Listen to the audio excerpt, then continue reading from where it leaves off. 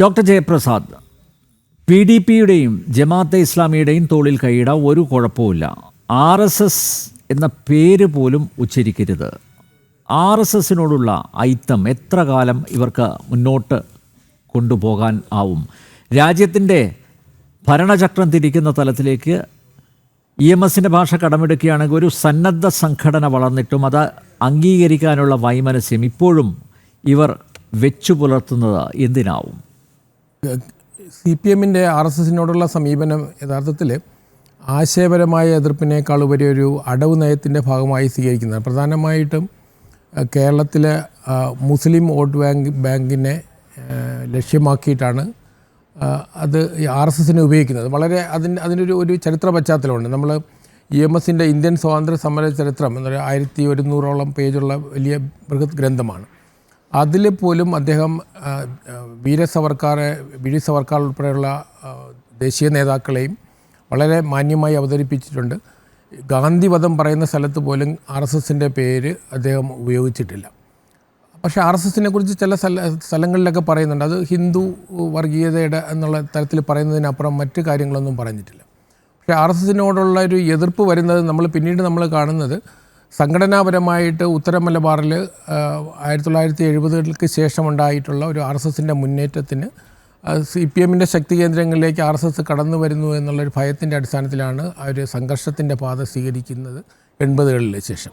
അപ്പോൾ അതിനു മുമ്പ് നമ്മളിവിടെ നേരത്തെ സൂചിപ്പിച്ചൊരു ചരിത്രത്തിൽ ഒരു ചെറിയ തിരുത്തുള്ളത് 1967 തിരഞ്ഞെടുപ്പ് കഴിയുമ്പോഴത്തേക്കും 9 സംസ്ഥാനങ്ങളിൽ കോൺഗ്രസ് പരാജയപ്പെട്ടു. അത് പാർലമെൻറ്റിൽ അന്ന് ഒന്നിച്ചാണ് പാർലമെൻറ്റിലും നിയമസഭയിൽ ഇലക്ഷൻ നടക്കുമ്പോൾ പാർലമെൻറ്റിൽ നേരിയ ഭൂരിപക്ഷത്തിൽ ഇന്ദിരാഗാന്ധി ജയിക്കുകയും 9 സംസ്ഥാനങ്ങൾ UP, ബീഹാർ, ഒറീസ, രാജസ്ഥാൻ, പഞ്ചാബ്, കേരളം, തമിഴ്നാട്, പശ്ചിമ ബംഗാൾ തുടങ്ങിയിട്ടുള്ള സംസ്ഥാനങ്ങളൊക്കെ കോൺഗ്രസ് പരാജയപ്പെടും. അന്ന് സംയുക്ത വിധായക് ദൾ ഗവൺമെൻറ് എന്നുള്ള തലത്തിൽ വിശേഷിച്ചും UPയിലും ബീഹാറിലും അതിൽ സഹകരിച്ചുകൊണ്ടാണ് CPI എന്ന് ബീഹാറിൽ വലിയ കക്ഷിയാണ്. ബീഹാറിലെ UPയിൽ 24 അംഗങ്ങൾ UPയിലുണ്ടായിരുന്നു. അതുപോലെ തന്നെയാണ് ബീഹാറിലും 30ഓളം അംഗങ്ങളുണ്ടായിരുന്നു. CPMന് താരതമ്യേന നമ്പർ കുറവായിരുന്നു. അന്ന് ആ സംയുക്തമായി സഹകരിച്ചുകൊണ്ടാണ് ജനസംഘമാണ് ഈ 2 സ്റ്റേറ്റിലും രണ്ടാമത്തെ വലിയ കക്ഷിയായിരുന്നു.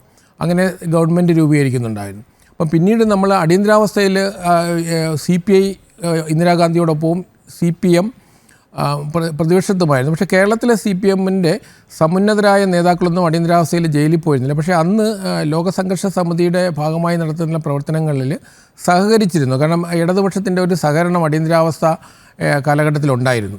അപ്പം അതിനുശേഷം ഒരു സൗഹൃദവും പലപ്പോഴും വ്യക്തിബന്ധങ്ങളിലുണ്ടായിരുന്നു അടിയന്തരാവസ്ഥ കാലഘട്ടത്തിൽ. അപ്പോൾ അതിനുശേഷം 77 തെരഞ്ഞെടുപ്പിൽ ജനതാദൾ അന്ന് ഔദ്യോഗികമായിട്ട് പറയുമ്പോൾ BLD ആണ്, ഭാരതീയ ലോക്ദളിൻ്റെ ചിഹ്നത്തിലാണ് അന്ന് മത്സരിക്കുന്നത്. അന്ന് അന്ന് ഇടതുപക്ഷ ജനാധിപത്യ മുന്നണിയല്ല, ഇടതു മുന്നണിയാണ്. ലെഫ്റ്റ് ഫ്രണ്ടിൻ്റെ ഭാഗമായിട്ട് 6 സീറ്റുകളാണ് BLD മത്സരിക്കുന്നത്. അതിൽ 2 സീറ്റുകളിൽ മത്സരിച്ചത് അത് മഞ്ചേശ്വരത്ത് H. ശങ്കര ആൽവയും ഉടുമയിൽ KG മാരാരുമായിരുന്നു. അപ്പോൾ അന്ന് ഇടതുപക്ഷത്തിൻ്റെ സ്ഥാനാർത്ഥിയായിട്ടാണ് KG മാരാർ മത്സരിക്കുന്നതും നേരിയ വോട്ട് ഏതാണ്ട് 3000 വോട്ടിനാണ് NK ബാലകൃഷ്ണനോട് അന്ന് KG മാരാർ പരാജയപ്പെടുന്നത്. അത് ശങ്കര ആൽവ അവിടെ CPIയുടെ ഒക്കെ അന്ന് CPI കോൺഗ്രസ് പക്ഷത്തായിരുന്നു. അപ്പോൾ ആ തരത്തിൽ ഇടതുപക്ഷവും സഹകരിച്ചു തന്നെയാണ് തിരഞ്ഞെടുപ്പിനെ മത്സരിച്ചതും. നമ്മൾ നേരത്തെ പറഞ്ഞ RSSുമായിട്ടുള്ള സഹകരണം എന്ന് പറയാൻ കഴിയില്ല. പക്ഷേ നമ്മൾ ജനസംഘം RSSും തമ്മിലുള്ള ബന്ധം നമുക്കറിയാമല്ലോ.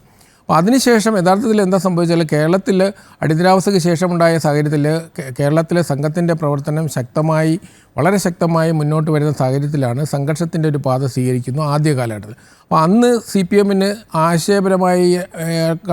എതിർപ്പിനേക്കാൾ ഉപരി സംഘടനാപരമായ പ്രശ്നമായിരുന്നു RSSനോടുണ്ടായിരുന്നെങ്കിൽ ക്രമേണ 90കളാവുമ്പോഴത്തേക്കുമാണ് അവർ ശൈലി മാറുന്നത്. നമുക്കറിയാം 1990 കേരളത്തിൽ നടന്ന ജില്ലാ കൗൺസിൽ തിരഞ്ഞെടുപ്പിൽ 13 ജില്ലകളിൽ വൻ ഭൂരിപക്ഷത്തോടെ ജയിക്കുന്ന സദ്ദാം ഹുസൈൻ്റെ പേരിലായിരുന്നു. അപ്പം പിന്നീട് ഇത് ഒരു അടവ് നയമായിട്ട് മുസ്ലിം വോട്ടിനെ എങ്ങനെ കൺസോളിഡേറ്റ് ചെയ്യാം എന്നുള്ളതിന് അവർ എടുത്ത പല അവസരങ്ങളിൽ പല രീതിയിൽ ഉപയോഗിച്ചിരുന്നു. പക്ഷേ 98 ശേഷമുണ്ടായ ഇന്ത്യൻ രാഷ്ട്രീയ സാഹചര്യം, 2014 ശേഷമുണ്ടായ സവിശേഷമായ ദേശീയ സാഹചര്യവും അതിൽ BJPക്ക് ഒറ്റയ്ക്ക് ഭൂരിപക്ഷത്തോടെ അധികാരത്തിൽ വരുന്നു.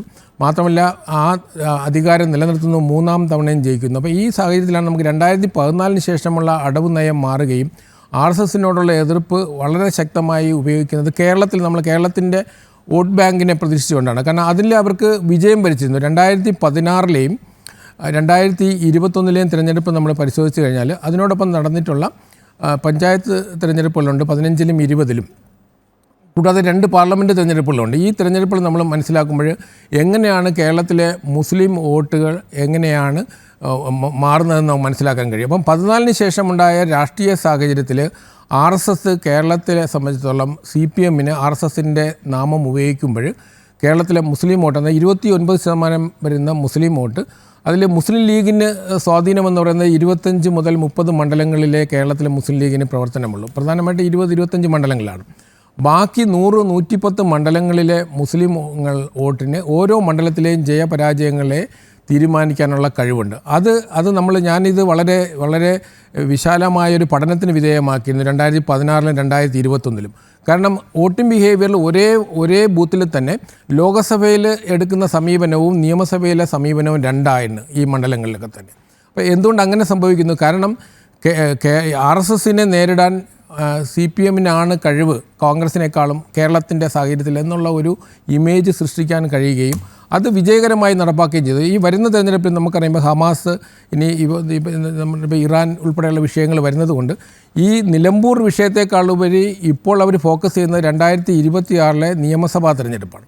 അപ്പോൾ 2026-ലെ നിയമസഭാ തിരഞ്ഞെടുപ്പിൽ ഈ 29% വോട്ട് ഏത് പക്ഷത്തേക്ക് പോകും? അതിൽ മുസ്ലിം ലീഗിൻ്റെ ശക്തി കേന്ദ്രം അവർക്ക് അവോയ്ഡ് ചെയ്താൽ പോലും കേരളത്തിലെ 110 മണ്ഡലങ്ങളിലെ നിർണായക വോട്ട് ബാങ്ക് ഇന്ന് മുസ്ലിം സമൂഹത്തിനാണ്, മുസ്ലിം വോട്ടേഴ്സിനാണ്. അപ്പോൾ യഥാർത്ഥത്തിൽ RSSനെ എല്ലാ ചർച്ചയിലും നമ്മുടെ കേരളത്തിലെ വൈകുന്നേരത്തെ TV ചർച്ചകളിൽ ഏറ്റവും കൂടുതൽ കടന്നു വരുന്നൊരു പേര് RSS ആണ്. പക്ഷേ RSSൻ്റെ പ്രതിനിധികളാരും ഉണ്ടാകാറുമില്ല എല്ലാ ചാനലുകളിലും. എന്തിനാണ് RSS അങ്ങനെ ഉപയോഗിക്കപ്പെടുന്നത്? കാരണം ഇത് നമ്മൾ ദേശീയ ചർച്ചകളിലും കേരളത്തിലെ ചർച്ചയിലുള്ള ഒരു പ്രത്യേകത, ഇത് കേരള ഫോക്കസ്ഡ് ആണ്. അപ്പം ഈ നിലമ്പൂർ ഞാനിതിനെ കാണുന്നത് നിലമ്പൂർ തിരഞ്ഞെടുപ്പിനായി ബന്ധപ്പെട്ടിട്ടല്ല, 2026-ലെ തിരഞ്ഞെടുപ്പിൻ്റെ സാഹചര്യം ഒരുങ്ങുന്നു. ഇതിൽ VD സതീശൻ്റെ സതീശൻ്റെ എല്ലാ പത്രസമ്മേളനങ്ങളും നിങ്ങൾ ശ്രദ്ധിച്ചു കഴിഞ്ഞാൽ അറിയാം, മറ്റ് കോൺഗ്രസ് നേതാക്കളിൽ നിന്ന് വ്യത്യസ്തമായിട്ട്, അതുവരെ ഉണ്ടായിരുന്ന നേതാക്കളിൽ നിന്ന് വ്യത്യസ്തമായിട്ട് എല്ലാ പത്രസമ്മേളനത്തിലും അദ്ദേഹം RSSൻ്റെ പേര് പറയാത്ത ഒരു പത്രസമ്മേളനം ഉണ്ടാവില്ല. ഏത് വിഷയം അവതരിപ്പിക്കുമ്പോഴും അദ്ദേഹം RSS പറയും. കാരണം രമേശ് ചെന്നിത്തലയെ ഒഴിവാക്കിക്കൊണ്ട് VD സതീശൻ 2021-ൽ മുന്നിലേക്ക് വരുന്നതിന് ഒരു പ്രധാന കാരണം മുസ്ലിം സമൂഹം അല്ലെങ്കിൽ NSSുമായി സഹകരിക്കുന്ന എന്നുള്ള ഒരു ഇമേജ് രമേശ് ചെന്നിത്തലയെ പിന്നിലാക്കാൻ VD സതീശനെ മുന്നിലാക്കാൻ സഹായിച്ചിട്ടുണ്ട്. അപ്പോൾ സ്വാഭാവികമായിട്ടും അതിനോടുള്ളൊരു നന്ദി എന്നുള്ള ഇതിലാണ് അദ്ദേഹം RSSനെ ഉപയോഗിക്കുന്നത്.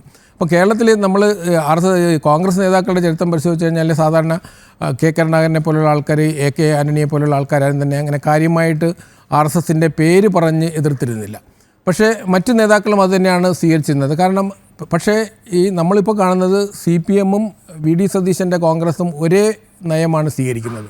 അപ്പോൾ അതിൻ്റെ ഒരു പ്രധാന കാരണം അടുത്ത തിരഞ്ഞെടുപ്പിൽ ആരായിരിക്കും ഈ വോട്ടിൻ്റെ അവകാശികളെന്നുള്ളതാണ്. അപ്പം മുസ്ലിം ലീഗിനെ ഒഴിവാക്കിക്കൊണ്ട്, മുസ്ലിം ലീഗ് ഏത് മുന്നണിയിൽ നിന്നാലും മുസ്ലിം ലീഗ് മാത്രമല്ല കേരളത്തിലെ മുസ്ലിം ലീഗിൻ്റെ വോട്ടിനെ നിയന്ത്രിക്കുന്ന രാഷ്ട്രീയ ശക്തി എന്നുള്ളതാണ്. അപ്പോൾ CPM ഫോക്കസ് ചെയ്യുന്നതും CPM-ൻ്റെ RSSനോടുള്ള സമീപനവും ഒരു വോട്ട് ബാങ്കിനെ കേന്ദ്രീകരിച്ചിട്ടുള്ള ഒരു അടവ് നയം എന്നുള്ളതാണ് എൻ്റെ ഒരു കാഴ്ചപ്പാട്.